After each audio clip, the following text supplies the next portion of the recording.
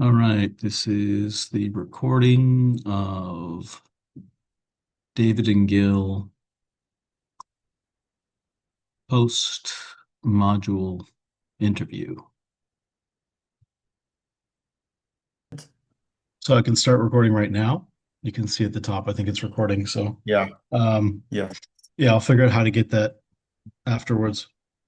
I think it records to the computer, so then I'll put it in like a Dropbox link or something. yeah. Great. So actually, I think that I it didn't like I would like to know you more because I don't really know about you a lot. I heard that you have some groups you're doing, but really I don't know a lot about you because we didn't connect in that way during the week, Hmm. and I'm curious. Great, great. Is there Wait, just certain silence. questions you want to ask, or what do you? When yeah, just silencing this. Yeah. Um, Well, yeah, what do you do? Do you have a family? How did you get to radical aliveness? Yeah. Yeah, just to know you better. Yeah. So, so I have a family. I have two kids. They're 18 and 20, so they're grown up now. And I've married my wife, who was my high school sweetheart.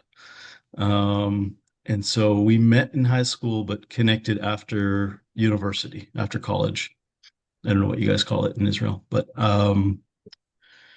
so we've been together for 23 years now. So I've been married for 23 years. And she's the one who she brought me to Radical Aliveness. She's a screenwriter, or she was a screenwriter, and she wrote a TV show about therapy. And she had never done therapy, but she was writing a TV show about therapy. And her colleague who was writing with her, because like on TV shows, you have multiple writers. And so the writer that was working with her um, had done Anne's workshop before. So Anne was doing workshops in Esalen on the West Yeah. Coast in California. And he's like, "Oh, you gotta see this woman. Like, she's amazing. Um, Mm. if you want to know more about therapy, maybe talk to her." So my wife called her and said, can I interview you? Can I like audit your class, like audit your workshop?" And Anne, of course, like laughed. She's like, "You can't audit my workshop, or you got to like just come and attend and see what it's like." Um, the joke is obviously like the way that Anne teaches is best when she's in process of teaching. And so my wife said, okay, like she's willing to try it. So she invited me at the time. She's like, "Hey, this woman Anne, I got to do some research for my show," and she's doing this workshop on leadership. And so I was like, "Okay, well, it's California." She was doing it in Napa, which was wine country and like amazing food, and we're really into food and that kind of stuff. So we're like, all right, leadership. I'm a business owner. Leadership, I can always learn some skills in leadership and go with her. And worst cases, we can just spend the weekend eating food and drinking wine. And that's kind of how we first found Anne's workshop. So we traveled out to California. We're in Toronto, so we're on the East Coast. It's a 6 hour trip. It's almost like going to Europe for us. And so we drove into Napa. And I remember the first time getting to this outdoor resort and encountered with like, there's 15 of us and everyone's sitting around the hot tub naked. And I had never done anything like this before in my life. And I was like, where are we and what did we just come to? Like, this is crazy. Because there's like all these naked people sitting around the hot tub waiting for the workshop to start. So we like, I think, go to the hot tub with our, bathing suits or whatever we are comfortable with. And that was the beginning of the workshop. And then that night, we did a check-in circle, and somebody came out with a lot of aggressive anger the first night. And I was kind of like, what are we getting into? But at the same Mm. time, it felt like, oh, this is really intense, and something that we wanted. We both wanted the intensity of these feelings that were kind of coming out. And it was just the most amazing experience. This was a 2-day workshop, 2.5 days. And that was probably 18 years ago, I think, is probably when I did that first Wow. workshop with her. It was the Wow. first time I cried in, since being a kid, probably. It was the first time I cried. I remember the exercise that she gave me about leadership, that brought me into my tears. Um, but that was, yeah, it was just remarkable. And so then the next we left, felt super open, expanded, and like felt like we just came off of the planet Mars. Um, but somehow we're like, we should do this again next year. And so my wife and I continued to do it, one workshop every year for Mm. 3 years. Our kids were young, so we had to get help from our parents to, babysit them for that week. And we just started learning more about ourselves, and we'd leave feeling so connected, like so connected to each other and so connected to the group, and learning little pieces of ourselves every time.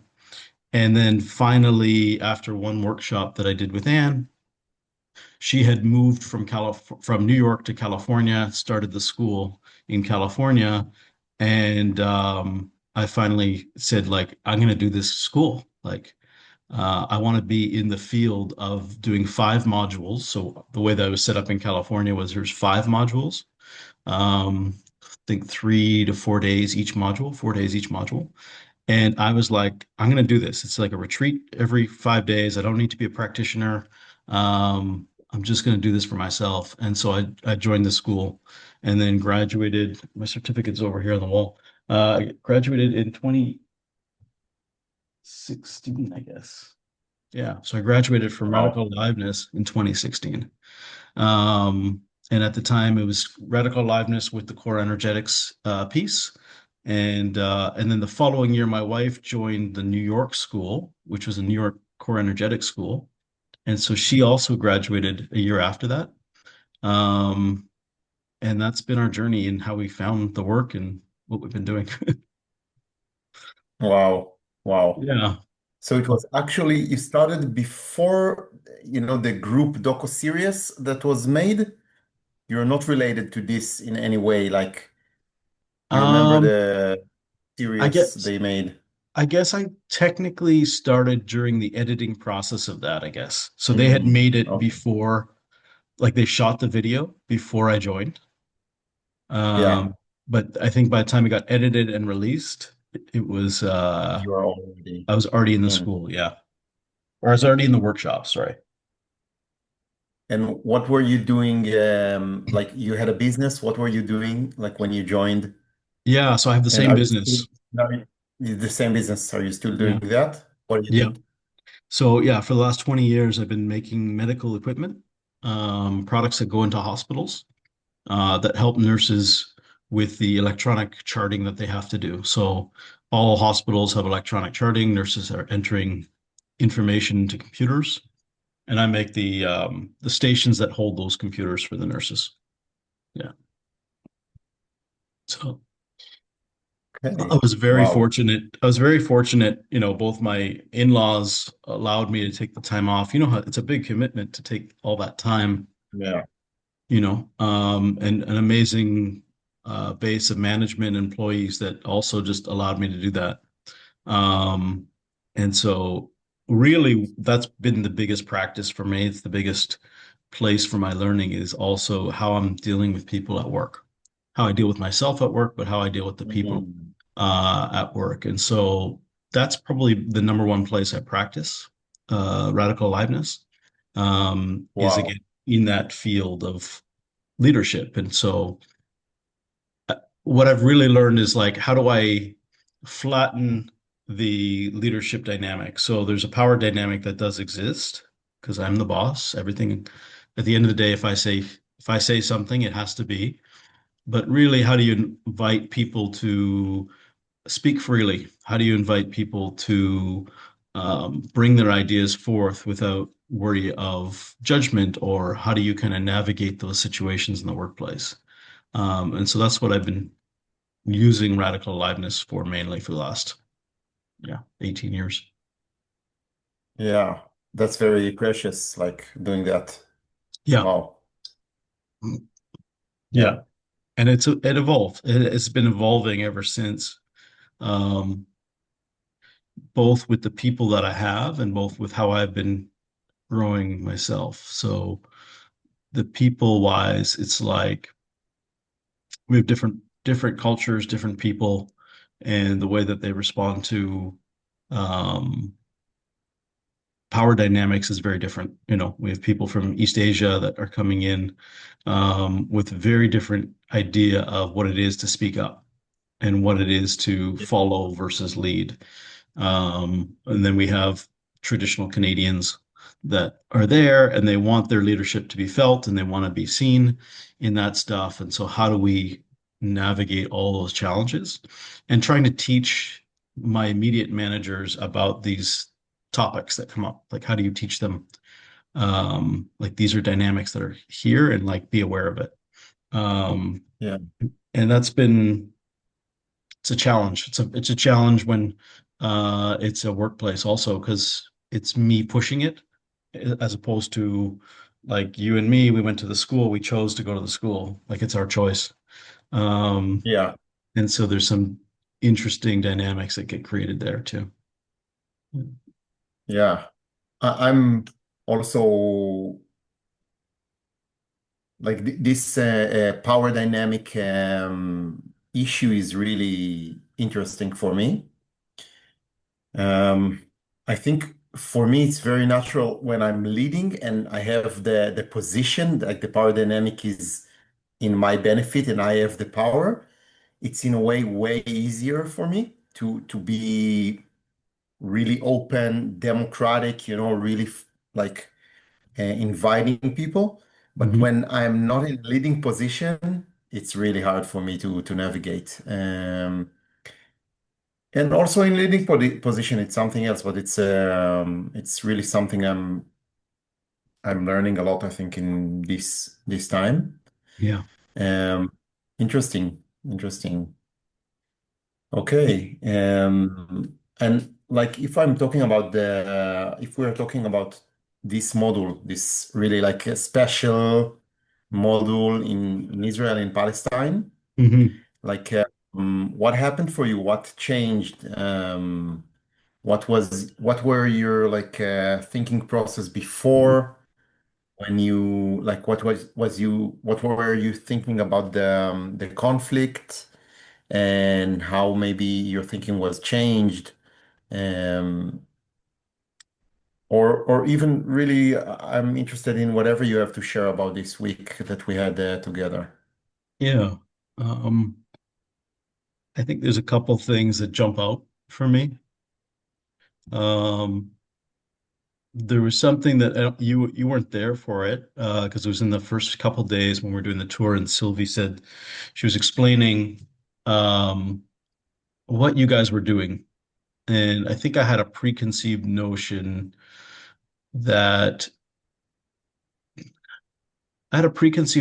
that this is about a peace process, that there's some way that the radical aliveness school there is somehow finding the bridge for peace, um, which it is on some level, but it has such a grandiose vision when you say it one way. And the way that Sylvie said it was just like, it's just radical aliveness in context of Israel, between the Israelis and the Palestinians. Um, Yeah. and my whole body just kind of like relaxed when I heard that. There was something that was very normal about everything at that point for me. Um, And I think that's really important because throughout the week, there was this whole there's a lot of the themes and stories that were coming up around the political situation and the trauma that gets caused and gets reinforced in the political situation that is happening in the West Bank, specifically, but also what happened in the last 2 years of the war in Gaza. And so this idea that like it's such a big topic. It's such a big heaviness. It's like it can't get resolved at such a high level. Like, so for me, this idea that, oh, this is just how radical aliveness looks like in Israel and Palestine. Like, you as an Israeli have this socialization upbringing, and the Palestinians on the West Bank have a different socialization and upbringing. And this is the flavor. This is, I've been in many groups in the US where the flavor is all about race. It's all about the dynamic between, black culture and the white culture and the dominant and the subjugated cultures that are within that. I've been in groups with the Canadians and the Americans. As a Canadian, we're much different culturally than the Americans. We sound the same, we look the same, but there's a lot of cultural differences.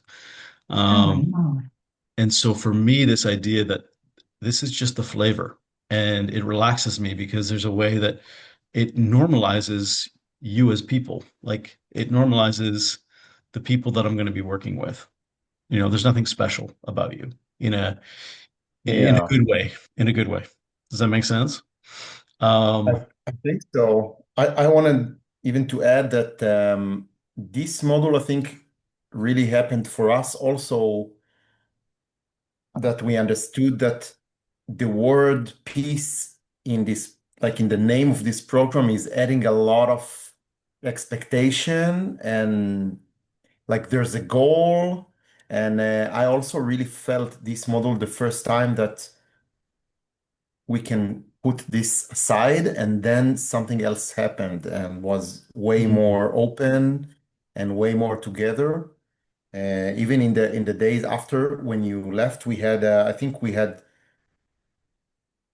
were the most united we ever had. We like we had the deepest processes where really we like the circle was whole in a way, that it was never this way.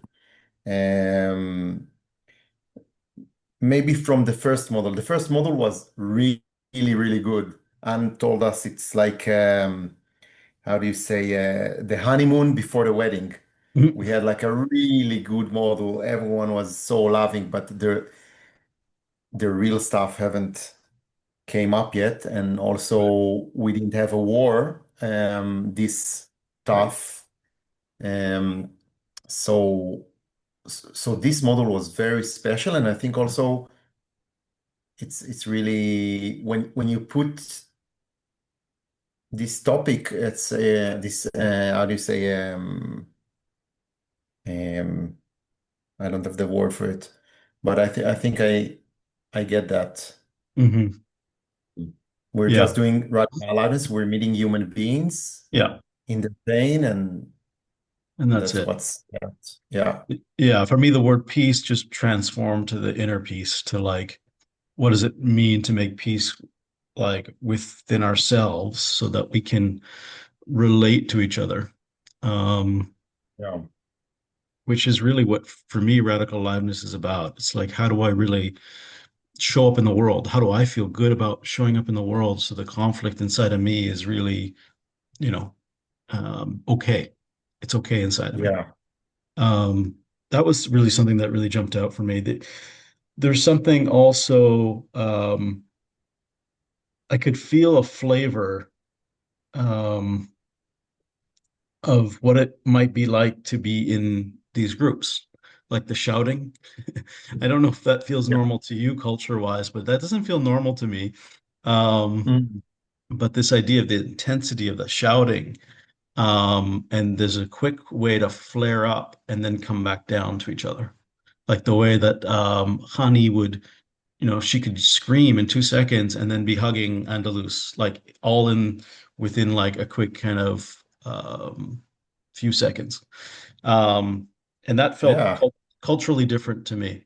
Um, and I, But I'm curious about that because I was very interested about this perspective, and I was so happy when the foreigners group was in the middle, and yeah. then you all started also yelling and arguing and pillow fighting, and it was very refreshing for me because I think personally for me, working with anger in connection Mhm. it's the toughest, and I all like it's it's really interesting for me. But I saw that Yeah. like also with your group there was a lot of tensions, and they started yelling, and there were all kind of angry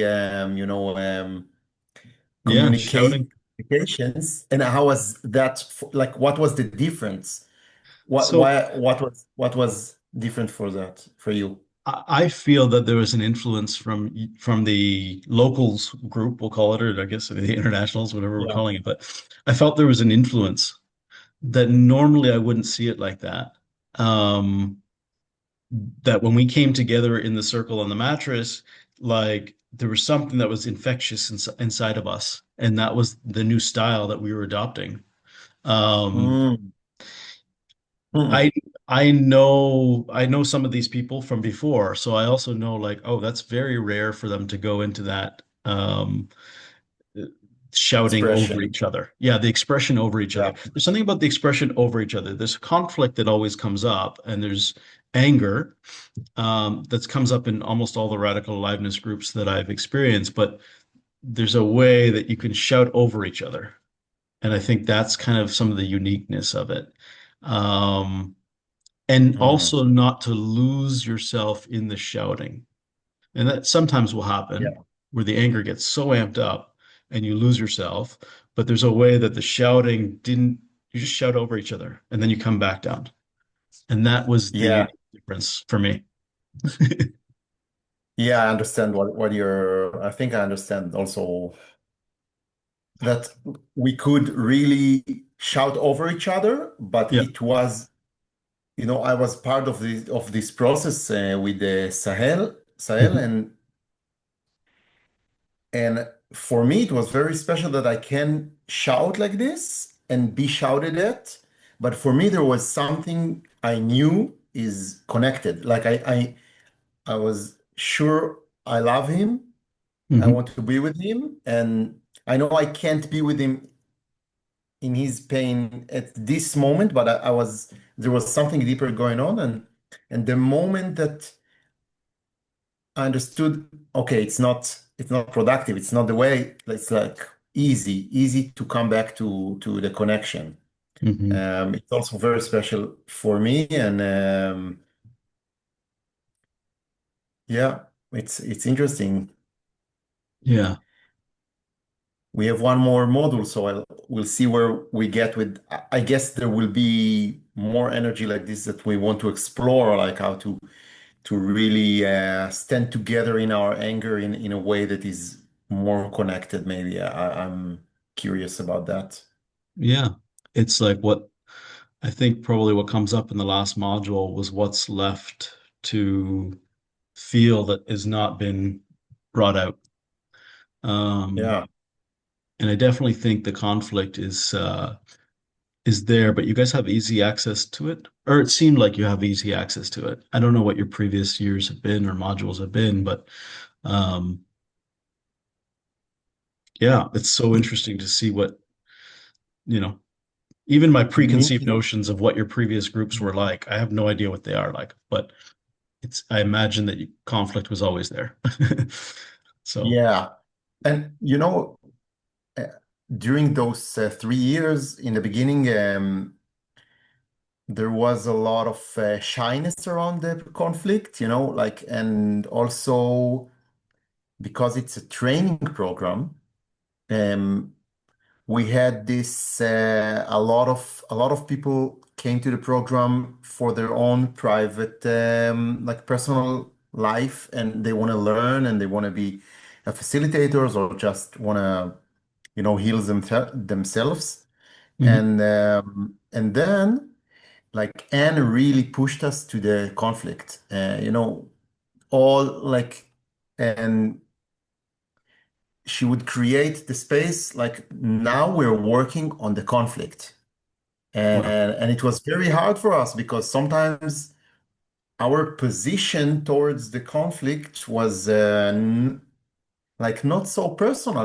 We're in this room we love, but it's to bring another like a collective voice, our stand in this society, like, and actually this model was the first time I think we really showed up both personally and also we brought the collective voices and we could meet each other. Usually the collective Mm-hmm. voices are so volatile, Mm-hmm. so it was a long process to get there. Um, There's especially because of the war, right? Because the war right. touched everyone. Yeah, Yeah. It seems like there's something about it's so interesting to hear that actually, Gil. Because I think I Mm, made so many assumptions, but it makes sense that especially with a group of strangers, the intimacy to bring out um like where do you stand on these issues? Like where do you stand? yeah, It's a very intimate thing. And this work is always about going into the deepest intimate parts of ourselves in connection with someone else. And yeah. can you hold your goodness? Can you hold your vulnerability in those places? So that's really fascinating that you're saying that. It makes complete sense. Yeah, Um, thank you. I think there's something that everybody kept reflecting about having us join. That was something that was also very fascinating for me about this week. I definitely felt the appreciation of it. Um, and I could feel like at first I was like, well, why? What's the big deal of us joining? Like what are we really bringing? But I do think there's always something refreshing when a new person joins your group. And this was kind of done like 10x version of like bringing someone new into a group. And so you get a totally different, fresh perspective about your own self in relation to that person. And so even what I noticed after us being on the bus for 3 days, um, like as all the internationals were in the bus, um, we're getting to know each other, not on a level of process, but we're getting to know each other. And I could feel, I kept saying this to Anne, every night somebody would come. So one night um, we met with Amit the first night for dinner. The next time we met with Sayel and then, Naja. And then, so I kept feeling this weirdness of popping in of people. But I could see that it starts to bring out my reflection, like new reflections. It's challenging the group dynamic in a Yeah. way that I didn't really think about before. And so that was really fascinating that I could see the value of us joining you guys. And I don't know, it touched me. It touched me that we could do that in service just by showing up. Just by showing up, it was bringing service. And yeah, that really touched me. And then hearing you guys reflect it. So, Definitely. It was way, way more than I expected, really. Like, right. also, I think that the fact that we have the same language in the way of like the radical aliveness, like we have this, it's a kind of language that we hold together. Hmm. I felt it immediately when I arrived like late, and I felt it immediately that this group is working. Something is there's like an expansion here, and also really it affected, I think, also personally, but also not personally, because you really bring the world perspective, like really a different total perspective. And it's such a narrow and so small space. Like we live here, it's Hmm. everywhere. Like you can't. And then when you came like from with the world with you, it was really really expanding. And I'm glad that you feel that. I'm glad that you see this appreciation. Each and every one of us really f felt that. Mm. Uh, Yeah, so really, thank you. And it has affected, I think, the rest of the week after you left. Also, it affected us, and something stayed with us. Something opened up. So really, that's thank amazing. you again. Yeah, thank you. What was, if I can ask you a question, like what Yeah. was it like? You came in late the first day, so you weren't there for the evening before, and then you came in mid-process, I think, with Andalus And Marwa. and Yeah. Marwa. And what was that? And then you're seeing all these foreigners or all these new faces, we'll call them. But do you remember what that was like for you? Yeah. I have very vividly. It was when I arrived, um, I waited outside of the tent of the place where we you were working, and I listened, and I said like, should I go in? Maybe I'll wait for the break. I don't want to interrupt something, and I don't want to be like this, interruption in the middle of the process. And I waited for a while, and I had a lot of like doubt. I felt it would be very awkward to meet all these strangers, and also I have such a good connection with the group, so we know each other so intimately, and then we have a group of strangers. Like, what will that do? How would they feel? And also, as I said in the model, I came in a mood, in a hard mood, in a difficult. I was in a very difficult place. And then I think it was Amber that she came out of the tent, and I saw her, and we said hi, but we didn't speak. And then when she came back, I said, "Okay, I can go in. Like it's okay. It's not that tense. It's I can interrupt. I don't need Hmm. the whole stage. I can just be there and see what's my place." And immediately when I entered, I felt really welcomed. In the beginning, a lot of people from the local group just came to me, hugged me, and looked like was smiling at me. And then also, I think Sanjay came to me and said hi, and also the intensity of the emotion in the room uh, was actually feeling good for me. It was feeling like, oh, I can feel intensely here. So my body started feeling. And Mm. like, because I was by myself and I was thinking a lot. And then when I arrived into the room, I felt like, oh, this is a place I can be really, truly as I am. And I started feeling and actually, I didn't pay any attention, like special attention, like self-conscious to the group of like the international group. It wasn't like an issue. I felt like, no, I can be myself. I'm welcomed here as I am, and I trusted we connect in the proper like flow of events, and this is how it felt for me. So it was. Mm. I'm so happy I came. Wow, Like yeah, that's amazing. and I also wanted to ask, like, did you perspective like how maybe your perspective has changed about the conflict about this area, or if there's something that really changed in you or you took, and that is maybe in a way different or than previous workshops.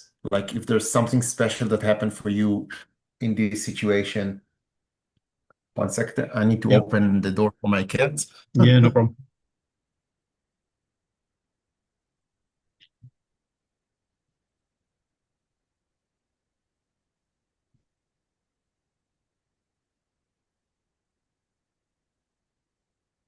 Yeah, I think it's like whatever I'm gonna say feels cliche to say. Um, Yeah, I can Like understand.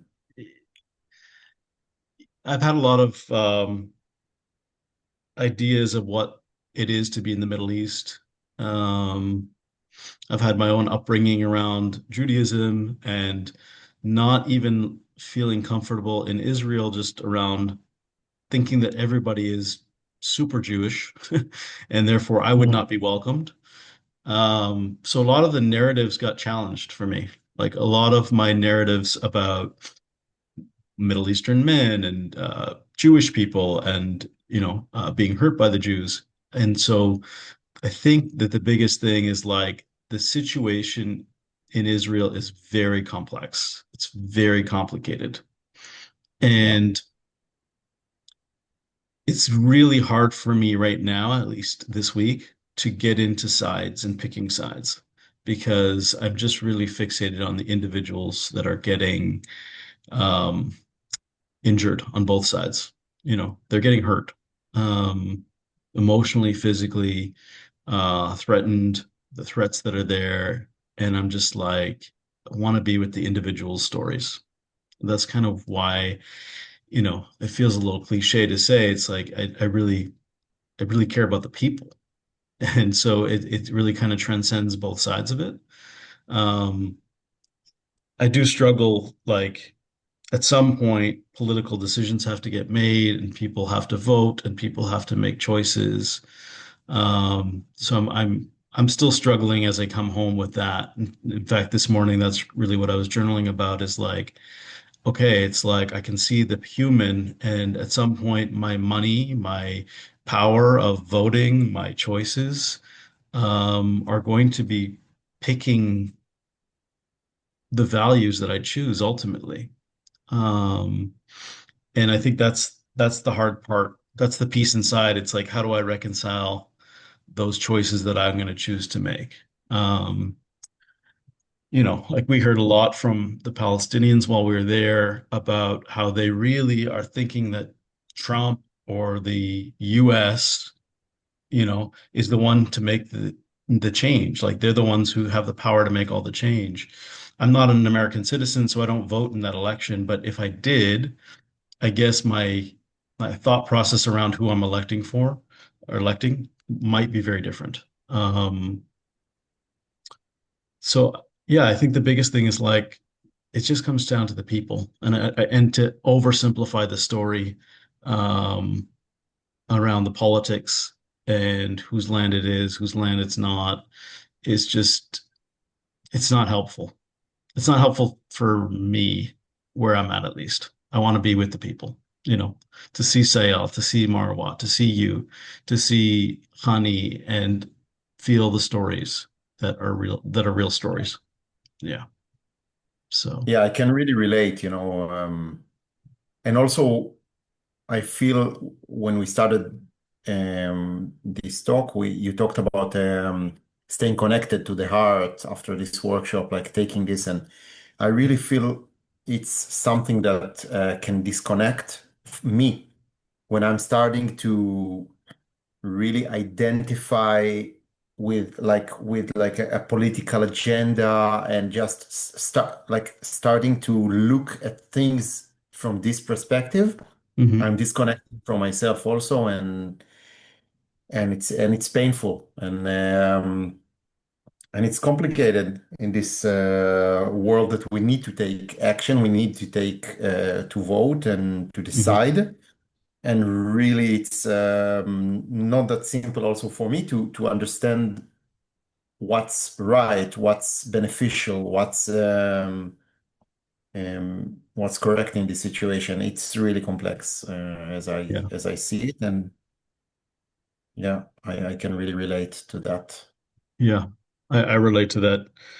For me, it's scrolling on YouTube and just listening to all these videos. And of course, I don't know, the algorithm knows that I was in Israel, so I get a lot Yeah. more Yeah. about the debate. And yeah, it just disconnects me from my heart. And that's not where I want to be operating from.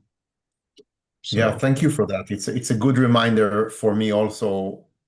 A lot of time in like really exactly what you said. It's drawing you to the attention to this narratives and stories of people you don't know, and you're not you don't know what's credible and what's not, and Hmm.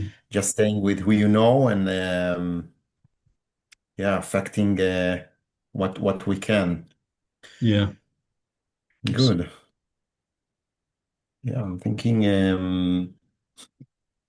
is there something like maybe more personal that happened for you during this week, like something about, like your own life without relation to this conflict in the like the political conflict, more something more I think personal that happened for you, or yeah. I think that, like the biggest process around for me was in the breathing exercise, um, where we were Mm, connecting to parts of us that we left behind. Um, and that speaks again, it's all around my heart. And I think that's kind of what was coming up was this place that keeps choosing to leave my heart behind. It's like mm, my young self, like it wasn't safe for me to love. And so I yeah. stopped loving in different ways. I stopped loving by showing affection. Stopped, I just got cold. I would not show people who I was, all to protect my heart. And it's like, I still do that. I'm 50, almost 50 years old. I'm 49 years old and I still do that. And so in that breathing exercise, it's like I could feel my choice of how hard it is, but it's my choice to pick up my heart, to pick up the little Yeah. boy that has that heart. Um, Mm. and so that's still with me. We're week, or I think at least 2 weeks maybe. And that's still with me. It's like that choice, and it's a hard choice. It's a hard Yeah. choice. There's so many reasons not to do it. Um, and it was in the moment of the breath and reaching, and I could feel it's like I just got to make that choice. It's going to be hard. I'm going to feel a lot of tears, and but it's okay. That's the choice. Mm. Um, that's the big personal process. And part of that's right now. It's like um, saying yes to the interview. It's saying yes to keeping connection with you, Gil. It's keeping connection with all of the people that I met on this trip. Because that's what, yeah, it's like I'm Yeah. letting myself be seen here. And so, and I'm seeing Thank you you. so much. Thank you so much. Really, it's very touching also personally, and yeah, I'm so happy we're doing this. Like, thank you. Thank you for that. Also, I also feel the same in a way that it's so easy to close the heart and to disconnect. And I really came out from this process from like this week that I'm keeping the connection, and since like this week that passed, I connected every day with at least someone in Mm, some way. So really, thank you for bringing that. It's touching. that's great. Yeah, That's yeah. really I great. think Sanjay has a meeting a little bit later in Yeah, I two think hours. it's two Yeah, hours. Yeah. Are you going to yeah, be on that yeah. call? I think yes, but I will have like 40 minutes because we started a men's circle like Nice. here in the village. It's really something we started from a couple of friends. We said we were gonna do it, and it's catching. So Okay. it will. So I don't have a lot of time, but I will. I try to connect Well, here and there also. Yeah, okay, great. Where do you live, Gil? Where are you close to? yeah. I'm close to Haifa. Okay. Um, I live in a moshav. It's like a small village Okay. with agriculture. The name is Bat Shlomo. Okay. Um, yeah, it's next to Zichron Yaakov, if you know Zichron Yeah, I think so. Yaakov. Yeah. And there's also an Arab village right next to us, Furdis. Hmm. Um, yeah, Oh. It's not too far to get around. I guess Yeah. you can go No, from the yeah, village to the city quickly. it's a good location. Like there's mountains, sea, it's pretty close to the center, pretty close to everything. Like I like it. And also it's like I have my own place here, my quiet, like it's a quiet place also. Right. So I like that. So That's great. great. Great. Anything else that you want to say or anything? Mm, No, I think not. Thank you. It Thank was you. um, it was lovely. Like I really enjoyed and also practicing my English a little bit and Your English really is hearing great. you. Your English is Thank great. you. Yeah. Thank you. And like thank you for bringing yourself and your vulnerability and like your it's inspiring. Mm. Thank Thank you. you. Thank you. It was a pleasure to meet you. Wow. I hope we meet again. Yes, me too. Thank you. Figure out when. I'm trying to bring my wife now at some point. So, Yala, yala. yeah. Great. All right. I'm going to Thank stop you. this recording and then I will figure out how to send that by Dropbox. All right. Yeah.